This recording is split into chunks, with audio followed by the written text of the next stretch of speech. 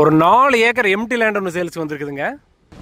இந்த லேண்ட் எங்கே அமைச்சிருக்கு அப்படின்னா குடிமங்கலத்துக்கு கிழக்க பொன்னாவரம் சொல்லுவாங்க, அந்த இடத்துலங்க இந்த லேண்ட் அமைச்சிருக்குது. இந்த 4 ஏக்கருமே நல்லா ஸ்கொயரான லேண்டுங்க. தென்னந்தோப்பு போடுறதுக்கு ஒரு சூப்பரான லேண்டு, விவசாயம் பண்ணுறதுக்கு ஒரு சூப்பரான லேண்டுன்னு வச்சுக்கோங்களேன். இந்த கிழக்கால தென்னந்தோப்பு தெரிய வருங்க. இந்த இடத்துல தார் ரோடு இருக்குது. தார் ரோட்லேருந்து உள்ள வரக்க 25 சென்ட் வந்து ஒரு லேண்டே தனியாக இருக்குது. இதுக்கு வந்து இது வந்து 3.25 ஏக்கரு, இது வந்து 25 சென்ட். தடத்துக்காகவே 8 மீட்டர் அகலத்தில் 26 அடி உள்ள மாதிரி வந்து தனியாக லேண்டு வாங்கியிருக்காங்க. அந்த வழி வாஸ்துப்படி ஜல மூலையில் வந்து சேருது. இந்த மண்ணோட ரகம் வந்து செம்மண்ணுக்கும் இல்லாமல் களிமண்ணுக்கும் இல்லாமல் லைட்டாக கலர் மண் டைப்பில் வருங்க. பக்கத்தோப்பில் வருங்க, தென்னந்தோப்பாக போட்டிருக்காங்க. நல்லா போட்டால் தண்ணியெல்லாம் கண்டிப்பாக அந்த மாதிரி ஒரு ஏரியா காமிச்சிட்டு இருக்கிறேன்.